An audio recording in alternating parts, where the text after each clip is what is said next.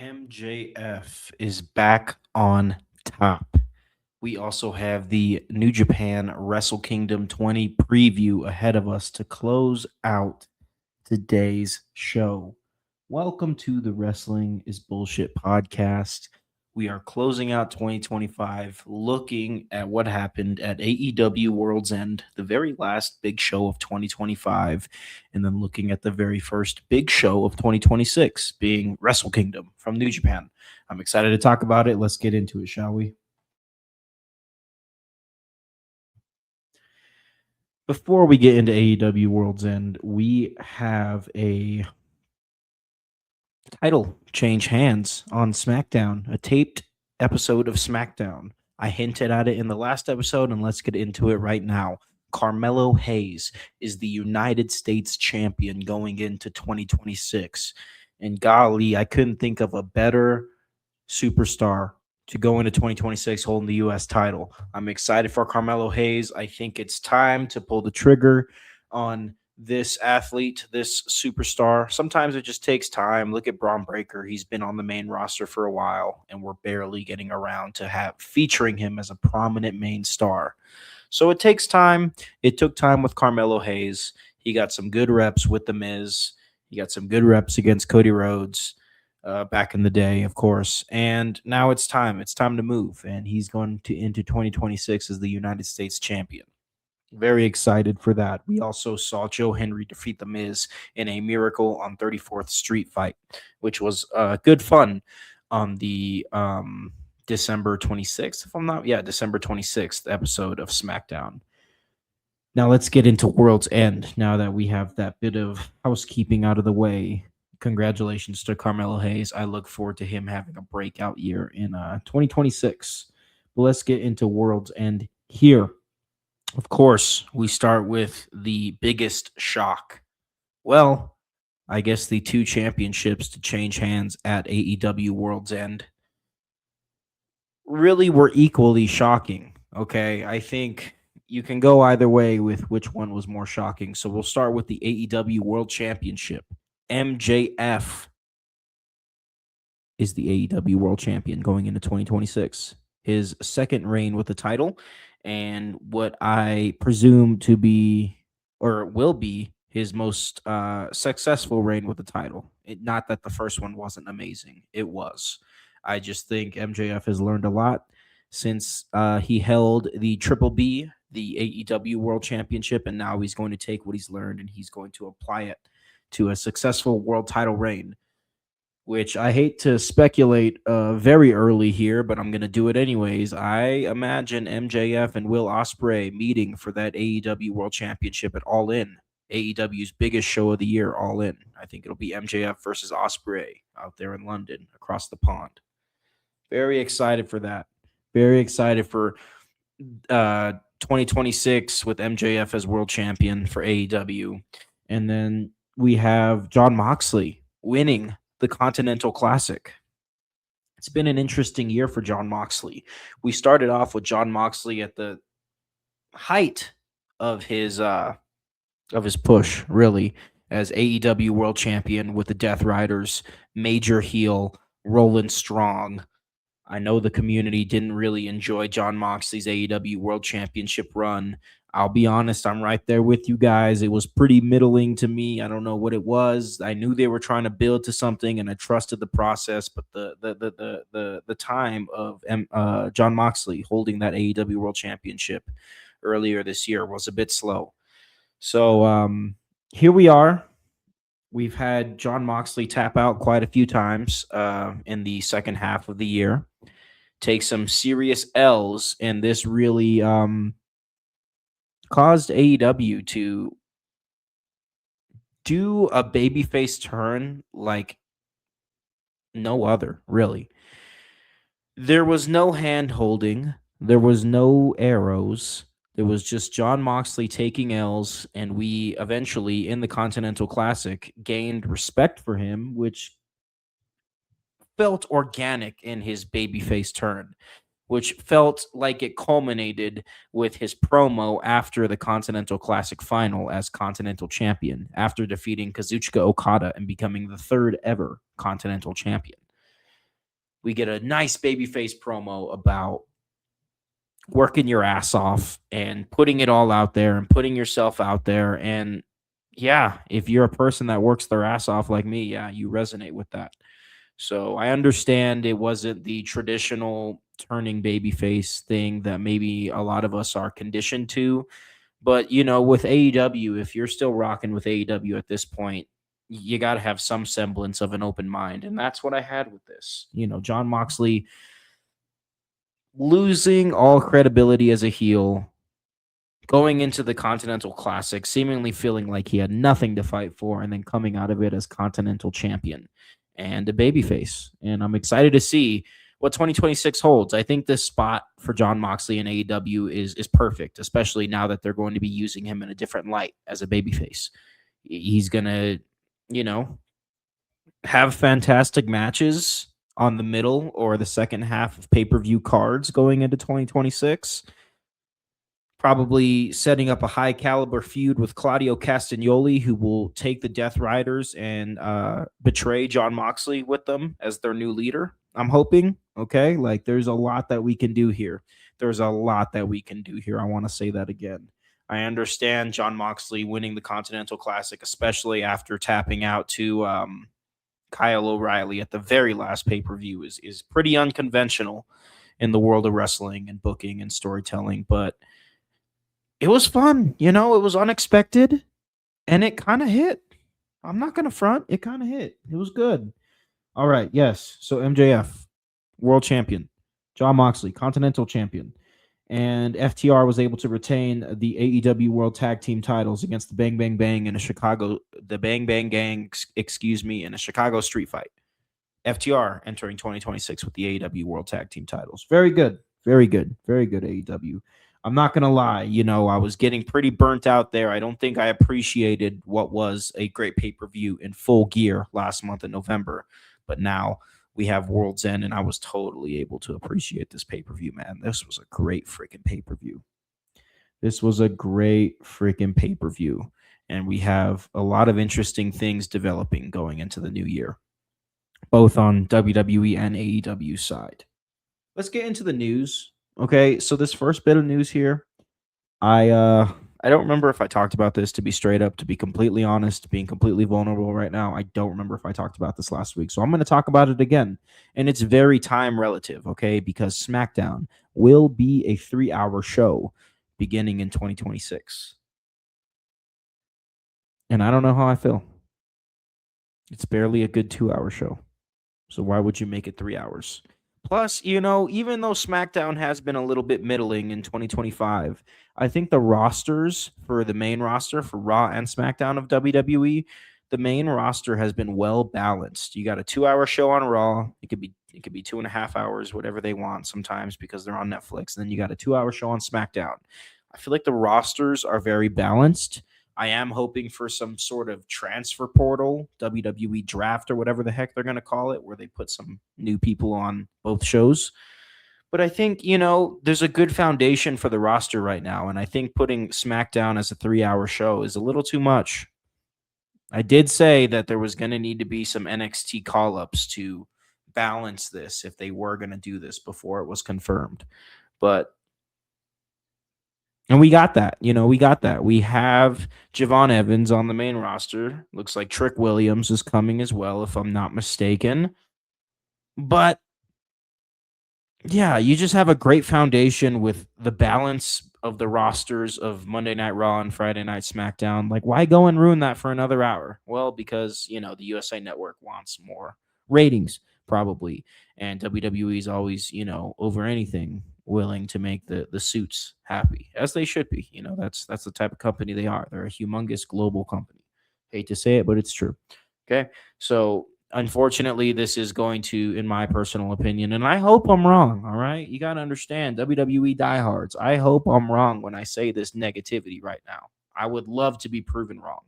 I would love that.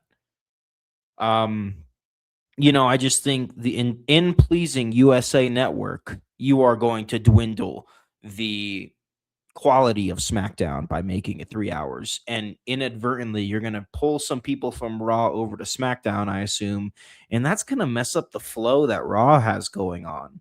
Listen, I know there have been better eras in wrestling, but Raw's been good. I've enjoyed the first year of Netflix. I've enjoyed it. Has it been stellar? Are my eyes blowing out of their sockets? Am I flying off the ground? Am I levitating? No, but I'm enjoying it. Like, you just don't mess with a good thing. This 3 hour move, this move from 2 hours to 3 hours that SmackDown is going to endure in 2026 is not just going to make SmackDown even more mediocre. It's going to take away some assets from Raw.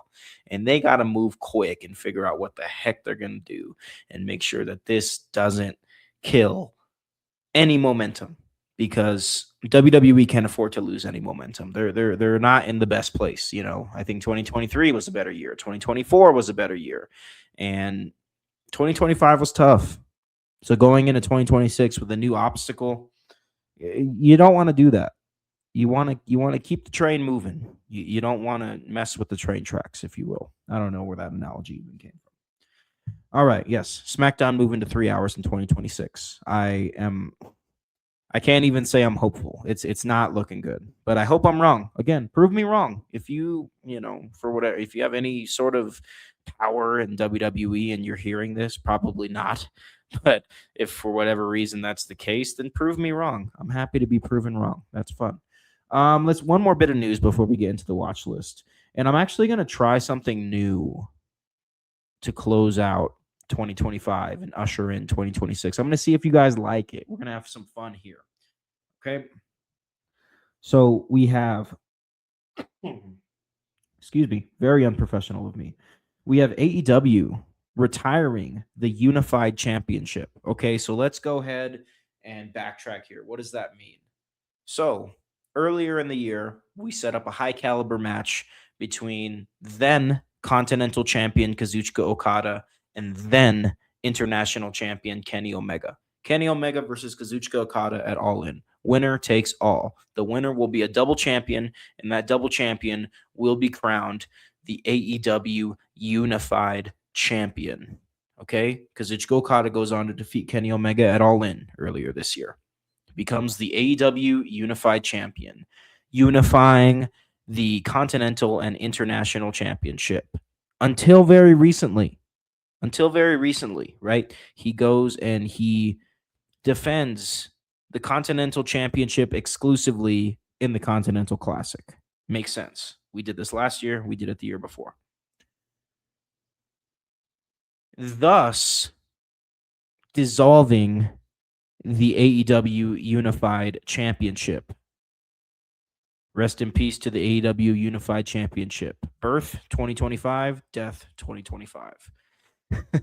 Being comical, of course, I really did think that the Continental Classic was going to be for the AEW Unified Championship, but no, we have dissolved that championship as Kazuchika Okada has lost the Continental Championship, which made up one half of the Unified title. I hope this makes sense.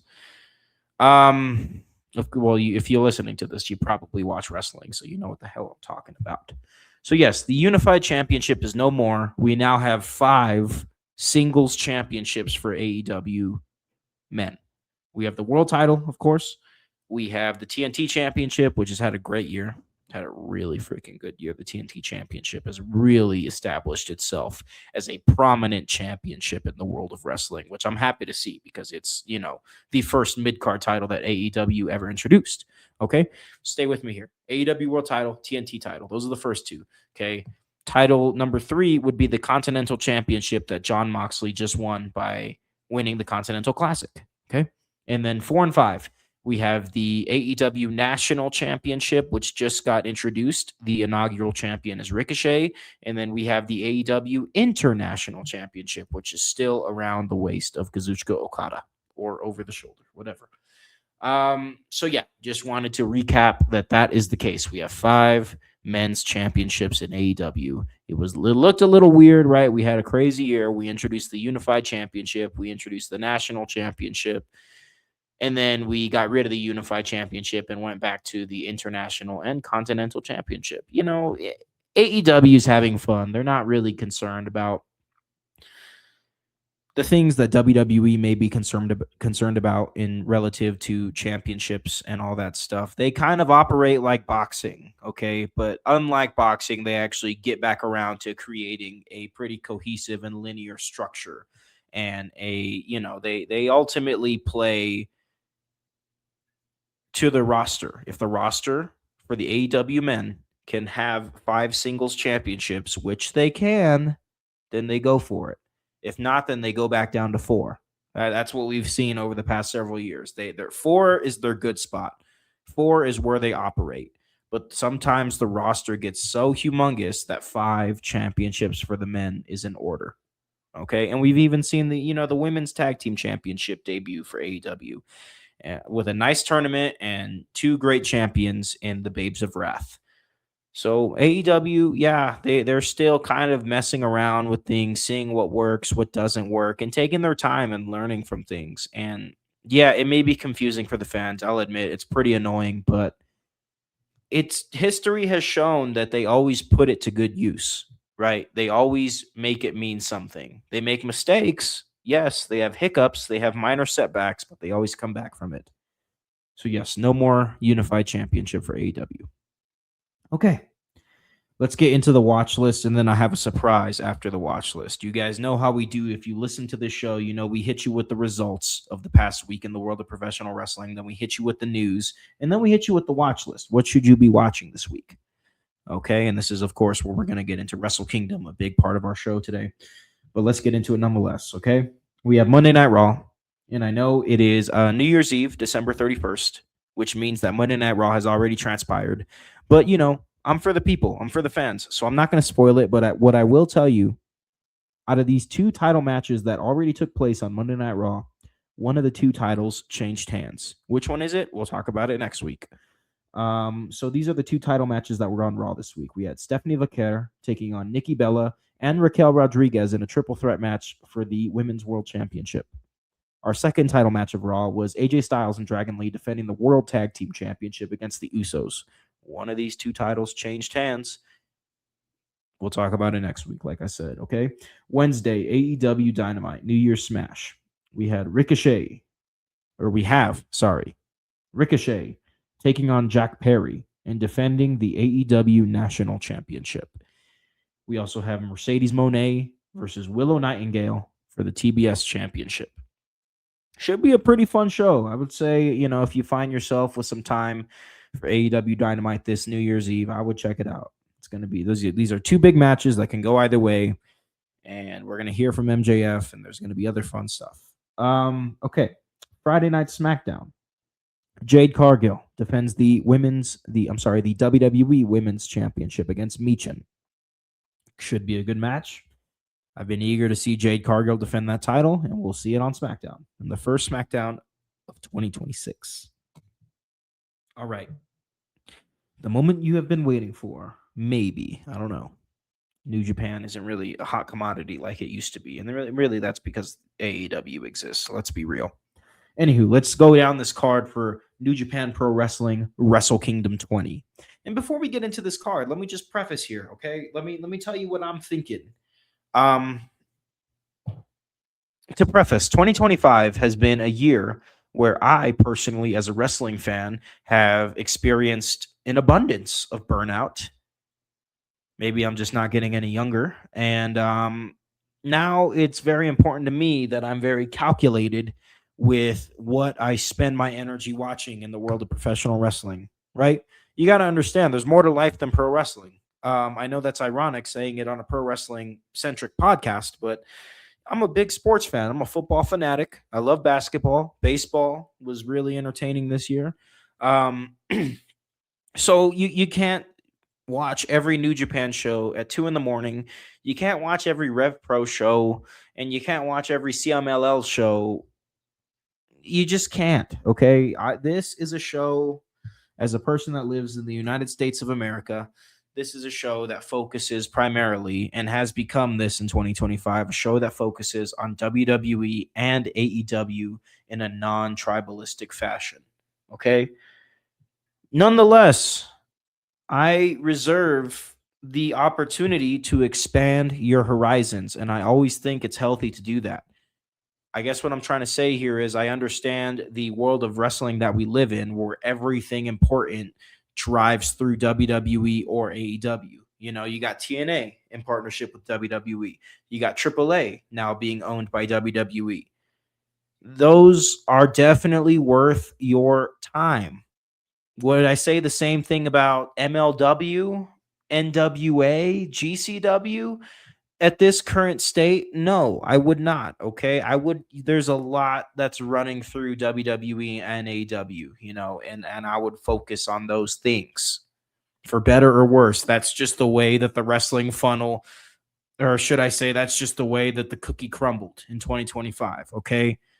All major motion runs through either WWE or AEW. Look at AEW. They own Ring of Honor. They have for a couple years. I understand that the state of Ring of Honor is pretty mediocre, but they still put on really good shows and facilitate really good champions.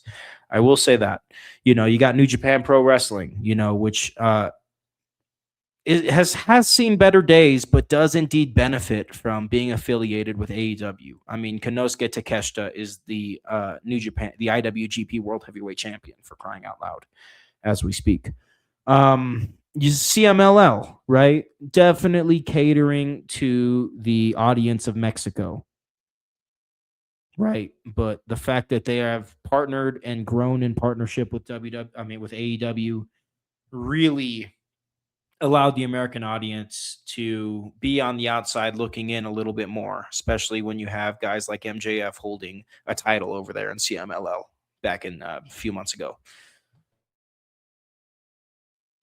Last but not least, you got Stardom, right? Stardom is the sister company of New Japan. Absolutely does not go to the lengths to reach the American audience the way that New Japan does, but it is some of the best freaking wrestling in the world. Let me say, I am so jealous that I don't get to watch Stardom the way that I want to. All right. I think I want to watch Stardom more than I want to watch New Japan these days. All right. For better or worse. What am I trying to say here? Well,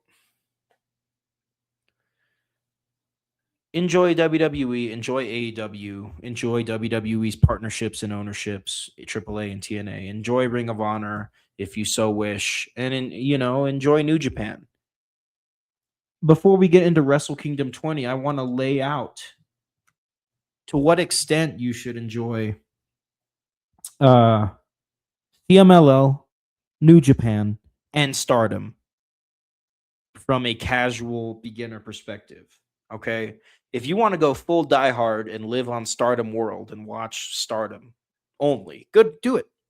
But this is really for the WWE and AEW non-tribalistic fans, the fans of pro wrestling, if you will, that would like to know how they can dip their feet into Mexican and Japanese wrestling in 2026, which is absolutely worth your time at capacity. So let me lay it out for you.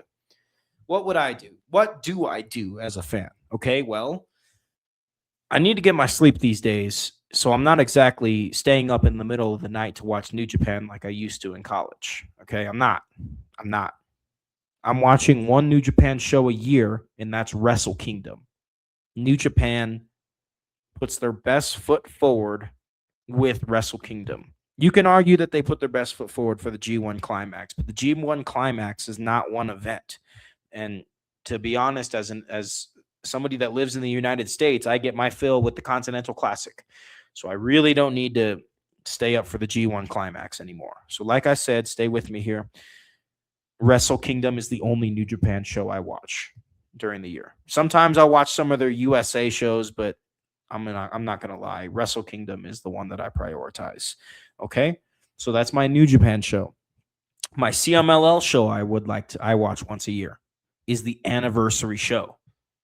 The anniversary show already took place late 2025. It will take place again late 2026. But the anniversary show is where CMLL puts their best foot forward. And it's only like $20 on Triller TV, formerly known as Fight. Very worth it. Very worth it, okay? So you're watching your WWE, you're watching your AEW, you're keeping up with TNA, you're keeping up with AAA if you want, and you're keeping up with Ring of Honor. You're having a good time. NXT as well. I would also make time for Wrestle Kingdom in January and then the CMLL anniversary show in the second half of 2026. Those are 2 shows that I would keep my eye on, okay? And now I have 2 more shows for you to keep your eye on. Well, it's a 2-night show, so anyway, it is it's the Stardom American Dream show that takes place during WrestleMania week. Okay, especially if you travel for WrestleMania, I would try to get your ass over to those Stardom shows because Stardom could care less about garnering the attention of American audience. They have strong roots and a strong community over there in Japan. And us, some of us in the United States, we're on the outside looking in. We want to be a part of the Stardom culture, and the accessibility is not there. Okay, the accessibility is not there. They try with their streaming service, Stardom World, but it's kind of janky. I'm not going to front. Okay, it's not worth it. The only time Stardom is worth watching for an American, unfortunately, and I hope that this changes one day, is when they do their big WrestleMania weekend shows, which is called American Dream. They do a 2-night show called American Dream. You could buy it on TrillerTV.com as a pay-per-view. I think it's $20, maybe $40 for both nights, something like that. Definitely worth your time. Enjoy that Stardom once a year with their American Dream show. All right? I swear, one day I'm going to move to Japan just so I can watch Stardom and live that Stardom life. I swear, it's going to happen one day. Anywho, that's my point, guys. That's my point. You got 4 big shows. Okay, you got Wrestle Kingdom, you got the CMLL anniversary show, and then you have the 2 event Stardom's American Dream shows. I would keep my eye on both of those. One in January, the Stardom 2 in during WrestleMania week, and the CMLL one in the second half of the year. Expand your wrestling horizons. Watch those 4 shows in 2026. Okay, hopefully that's helpful. Didn't really mean to get on a tangent, but let's get back down to earth here and go ahead and look at this card for New Japan Pro Wrestling Wrestle Kingdom 20. Okay, on the pre-show, we have El Phantasmo defending the New Japan Pro Wrestling World Television Championship against Chris Brooks. And then we have the Never Openweight 6-man tag team championship in a Rambo match. Okay, that's a cluster F match, if you know what I mean. And then we have Syuri versus Saya Kamitani. Syuri and Saya will be unifying the IWGP Women's and Strong Women's Championships, which is something I've been clamoring for a long time. I think New Japan has way too many belts. New Japan was a company that held their championships at high esteem for a long time. I think that esteem is dwindling, and they need to act fast. So this is a good move. Okay, we have Evil defending the Never Openweight Championship against Aaron Wolf. And last but not least, okay, the reason I'm watching outside of Hiroshi Tanahashi versus Kazuchika Okada, of course, singles match. Let me shout that out. Outside of that, we have Konosuke Takeshita, the IWGP World Heavyweight Champion, taking on Yota Tsuji, the IWGP Global Heavyweight Champion, in a championship unification match in what feels like the most important New Japan match in years. Arguably, that's what it is, baby. We got Konosuke Takeshita, who we're all familiar with, who's fantastic, and Yota Tsuji, who is one of my favorite wrestlers on the New Japan roster, if not the one, if not the guy. Yota Tsuji's badass. Just the energy, baby. Yota Tsuji's awesome. And honestly, I'm pulling for Yota Tsuji, I think, for this championship unification match that will be unifying the IWGP World Heavyweight Championship and the IWGP Global Heavyweight Championship into what? We don't know. We don't know what that's going to look like.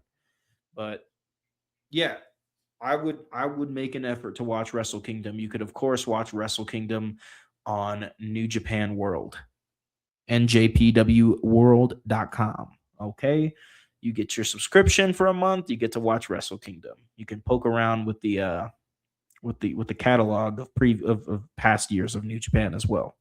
The library, the video library, whatever the hell we call it, right? WWE's isn't really intact the way it used to be. but New Japan's is sound and solid. Go watch some freaking Great Khali New Japan matches and have a good time with your $9 spent. All right, it's worth it. Watch New Japan Wrestle Kingdom this year. One of the four big shows. Sorry, one of the four big international shows that I always tune in for. Okay. All right. Almost done here, guys. For those of you who are big with me on Instagram, my main platform, really trying to make it, YouTube and this whatever you're listening to this podcast on. I'm trying to make the podcast the future of my presence in the wrestling community. But nonetheless, it's still a transitionary time, and it will be for a while. But nonetheless, one of the big presences that I've been bringing to Instagram is my top 20 champions of wrestling. Okay, and some people seem to like it, stick around and enjoy it every week. Other people, tend to hate. And if it's garnering your attention, you can, digest the content and receive the content in any way that you'd like. Okay. But this is all in good fun here. Top 20 champions in wrestling. I like to model it very similarly to the top 25 college football teams, right? That is a list that gets updated every week and has big implications for the college football season. Very similar here, top 20 champions of wrestling. And it's good fun, so let's get into it, guys. Let me say this.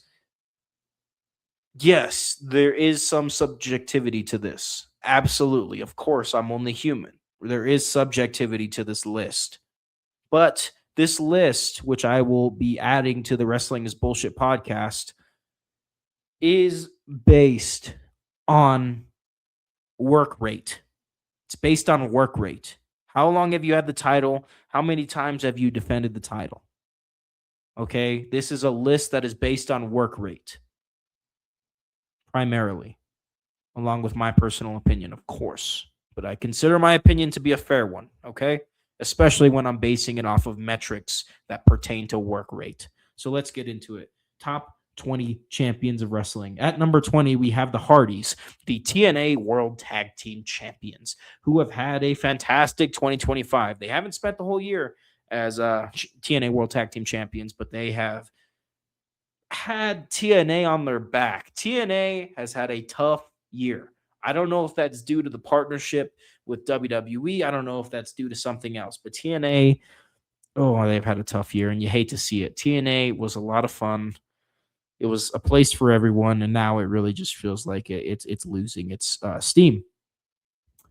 Number 19, Mark Briscoe, TNT champion, a man that has defeated MJF on an AEW pay-per-view in 2025, and then went on to defeat one of the best champions of 2025 in Kyle Fletcher. Mark Briscoe looks to have a fantastic 2026 with that TNT championship and further his presence on that AEW roster. Number 18, Maxine Dupree.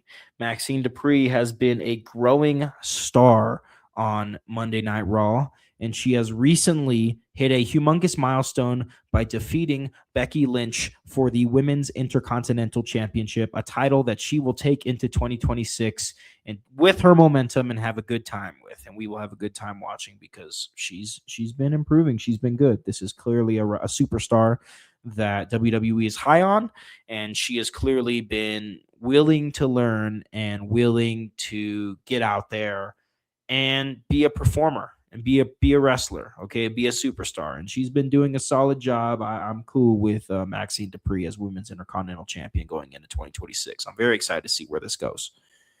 Number 17, Cody Rhodes, okay, undisputed WWE champion. Cody Rhodes, number 17 on our list. Cody Rhodes is a guy who's doing everything that he can with what he has. In our last episode, we talked about the hidden hindrance of the John Cena retirement tour. The fact that WWE, with no at all capacity, played John Cena's game in 2025. Okay, 2025 is not the year for John Cena's game. Now, it served a purpose in making a fun year for John Cena's retirement. This is going to go down as a unique year. Okay, we're going to remember the John Cena heel turn. We're going to remember John Cena versus Cody Rhodes at SummerSlam, which was a fantastic match. We're going to remember John Cena versus Dom and John Cena versus Gunther. Okay, this has been a great year.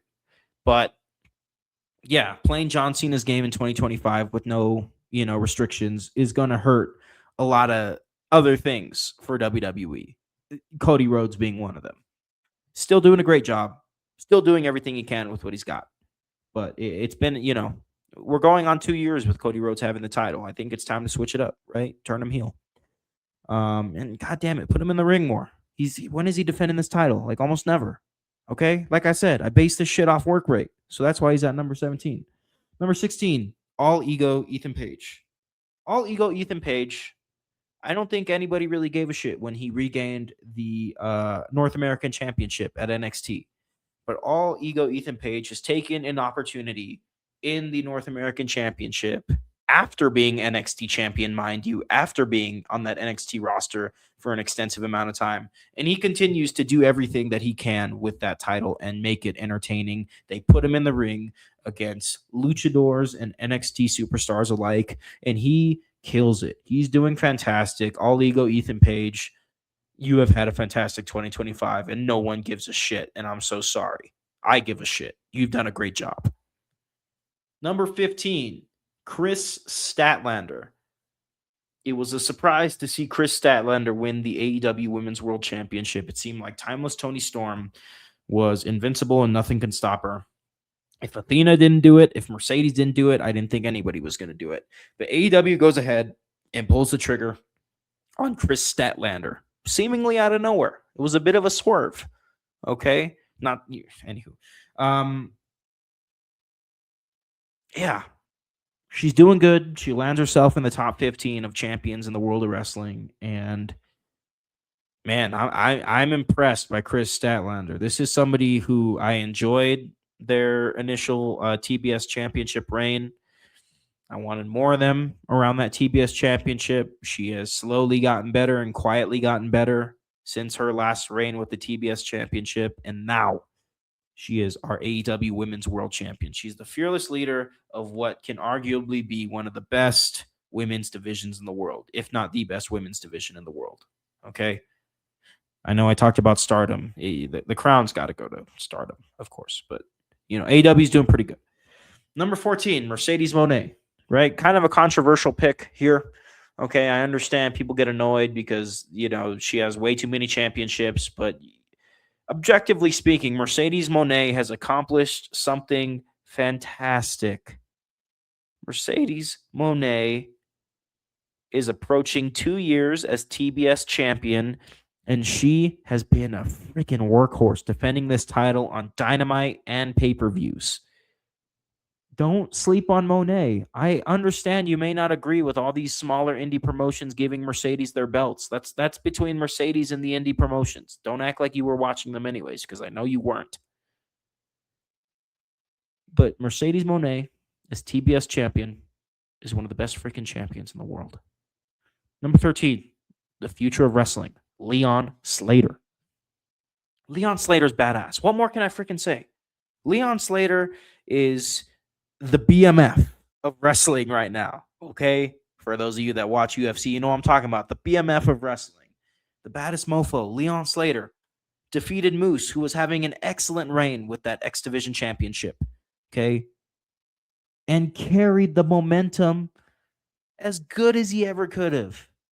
Between NXT, TNA, and AAA, that X Division Championship is in good hands around the waist of Leon Slater. Number 13. Number 12, okay? Kendall Gray. WWE Evolve is a show that came out of nowhere in 2025, and none of us thought anything of it. What a freaking waste of time. WWE Evolve. I got too much shit to watch to be watching WWE Evolve.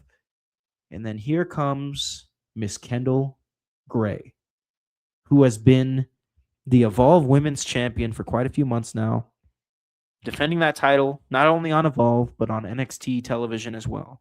Doing a great freaking job, landing herself in the top 12 for champions of wrestling. Kendall Gray. Beast mode. Who? Kendall Gray. Get familiar. She's going to have a crazy 2026. Probably going to be NXT Women's Champion at some point in 2026. Right now is the current Evolve's Women's Champion, and she is workhorse defending that title, making it mean something. This is what wrestling's all about, guys. Hate on me all you want with my freaking stupid list, but this is what wrestling's all about. I cannot say enough good things about Kendall Gray. She's fantastic. And number 11, Stephanie Vaquer. Stephanie Vaquer is currently taking the Women's World Championship on Monday Night Raw, a championship that they have not booked well all freaking year, whether it was Io Sky or Naomi having to relinquish the title due to pregnancy, which is a little bit more of a fair situation. The Women's World Championship has not been good, okay? In 2025, it's not been good until Stephanie Vaquer got her hands on it. Now she's defending that title, making that title mean something, being the badass that we've all come to know and love over the past year. It's a match made in heaven. Stephanie Vaquer with the Women's World Championship. Number 11. Badass. Let's get into the top 10 here, okay? Number 10, Bandito. You want to talk about a Ring of Honor World Championship that came in 2025 not meaning shit around the shoulders and waists of Chris Jericho? Man, this title was a freaking joke until Bandito won it in April at AEW Dynasty. And Bandito has taken this title and made it mean something with incredible matches against the likes of Hechicero on Ring of Honor pay-per-views. There's only 3 of them a year, but they are worth a watch, let me tell you. To taking it, to AEW Collision, to even, he is somehow a top 10 champion with that Ring of Honor World title, and he had a pretty good run with Brody Lee holding the AEW World Tag Team Championship earlier in the year, not too long ago. Bandito has made the Ring of Honor World Championship mean something at a time where Ring of Honor itself doesn't mean shit. Get familiar. Okay, and number 9, just above Bandito, Athena. The most dominant, prominent champion in the modern age. Now, I say that because Roman Reigns doesn't currently hold a championship, all right? But Athena has held this title 3 years. 3 years now. We are entering year 4 with Athena holding the Ring of Honor Women's World Championship. And she has taken, what's the term? She has taken shit and made salad. I don't know what the term is. I'm sorry. I'm drawing a blank here. She has turned lemons into lemonade, okay? She had no right, no leverage to be this good with this championship, right? Like, it's not even about the fact that she's been holding the title for years. It's about the fact that she's been workhorse defending this freaking title for years, having Ring of Honor on her freaking back, closing out shows for years defending this title. That's some real stuff, guys, okay? Put some respect on Athena's name in 2026. Number 8, okay? I will say, when we get towards, the top 8, top 7, whatever, there is a lot of recency as potential shows itself, okay? Right? Like, if you have won your title within the past 6 months and you have done a good job so far, yeah, it's gonna that potential is gonna carry your vote. Again, I don't really want to, as a magician, I don't want to give away my magic tricks. There is metrics to this shit. There is levels to this shit. But yes, it does favor recency. And as something that is to be coming out weekly, like the top 25 for college football, it makes sense to go that direction with the function and the mechanics of this list, the top 20 champions of wrestling. So hear me out as I say this. As number 8 is Red Velvet. Now, Red Velvet got a humongous victory over Mercedes Moné at Ring of Honor Final Battle just about 2 weeks ago, guys. 2 to 3 weeks ago, just about. And she has been workhorse defending this shit on Ring of Honor television like her life depends on it. And what does that mean? Where does that land her? At the number 8 spot in the top 20 champions of wrestling. We will see if she's able to keep up this great momentum as time moves on well into 2026. But as of right now, as of today, she's doing great. Similar situation here with number 7, Ricochet, the AEW national champion. Won it last month in November, defending the hell out of the title in AEW, Ring of Honor, Rev Pro, and elsewhere in about a month's worth of time. Doing a great job. All right, we got to give Red Velvet and Ricochet their flowers. We have to. Number 8, number 7 are the top 20 champions of wrestling. Number 6, okay, Channing Stacks Lorenzo with that TNA International Championship. Okay, I think the win for Stacks was a surprise.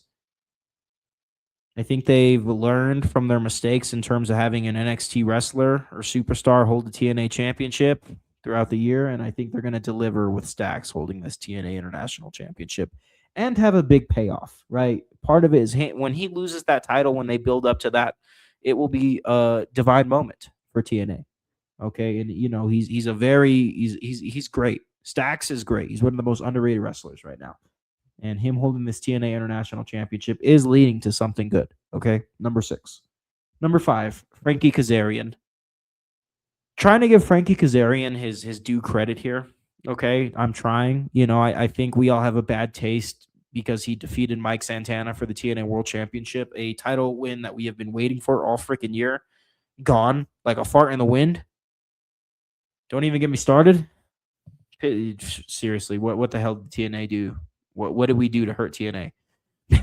Because they built up Mike Santana to win this TNA World Championship all freaking year just to take it off of him in his first defense and give it to Frankie Kazarian, somebody who is very deserving of the TNA World Championship. And it's not even fair to Kazarian right now because I want to like his title reign. I just, I'm pissed. I'm pissed because they did my boy Mike Santana dirty. I think the whole community can back me on that. But I'm trying to be fair to Frankie Kazarian, who was put in a messed up position, if you ask me. Okay. Number 5. Number 4, Babes of Wrath. Some of the newest, most entertaining champions in the world right now. The AEW Women's World Tag Team Champions. Babes of Wrath, Harley Cameron, and Willow Nightingale.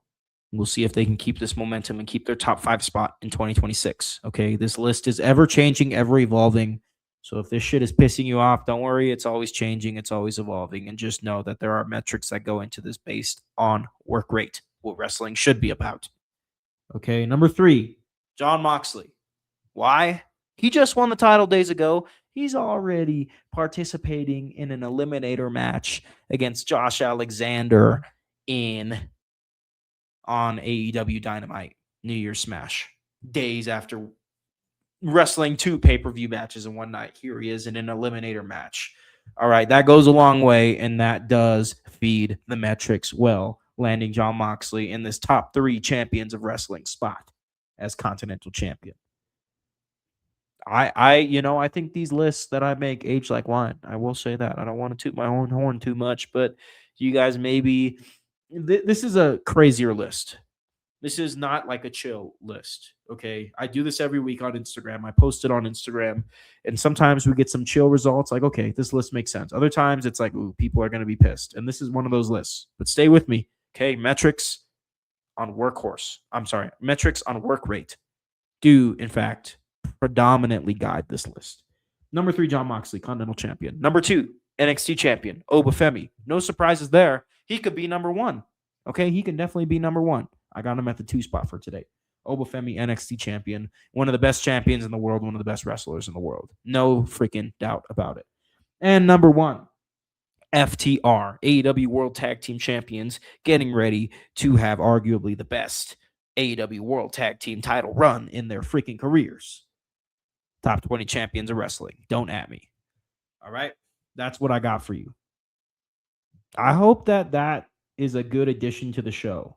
I hope, we can do the watch list, talk, and then we can go into the top 20 champions of wrestling and have fun. All right. I'm looking to add that to the show in 2026. So hopefully you like it. And if you don't, it's the very last thing. So you can dip out early for all I care. All right. Happy New Year's Eve, guys. I got to go play some golf in 5 minutes. But I do want to say a couple nice words. Okay. I do want to say that 2025 has been a good year for me. Okay. 2025 has been the year that I needed, for my career, for my love life, for my personal life, and for this. All right. I don't want to really get too much into my personal stuff too much. I like to keep that to myself. But when I think about the strides that I've made with this podcast, okay, in terms of comfortability on the mic, in terms of vision, in terms of cadence, in terms of style, I like where I'm heading with this. It has taken a really long time for me to enter this phase with the show where I feel like I can be consistent, where I feel like I can be comfortable, where I feel like I can be me, where I feel like I can try new things, and where I feel like I can do my thing. It If you're listening to this and you've done a podcast before, you know what the heck I'm talking about. Okay. I've been at this for a couple of years now, and it just takes time. It just takes time and consistency, and I'm going to keep showing up for y'all. I look forward to 2026. I look forward to what this show is becoming, what this show will become, and what this show currently is. Okay. I enjoy bringing the scope of professional wrestling week in, week out for you on this show, the Wrestling is Bullshit podcast. I like where I'm going with this. It has taken years for me to be comfortable and happy with it the way that I am right now. And it's a blessing. And if you're listening, thank you. And I know that this show has worn many different masks, if you will. But I feel like this vision is coming together slowly as hell, but surely. Okay. And I'm happy. I'll be here for that. I'll work with that. I love that. I love you guys. Thank you for listening. I love wrestling. Be good and be happy. I don't really know what else to say. Oh, one more thing. New Year's Eve. If you're listening to this on New Year's Eve while it's coming out, be safe. Have a good time. Have a good time. Be crazy. Enjoy the celebration of the ending of 2025 going into 2026. Have fun, be good, be happy, but be safe. All right. I will be stepping out tonight for New Year's Eve. You didn't need to know that, but I plan on being safe. I plan on keeping myself safe. I plan on keeping the homies safe. And I hope that you do the same. All right, guys, be good. We'll talk soon.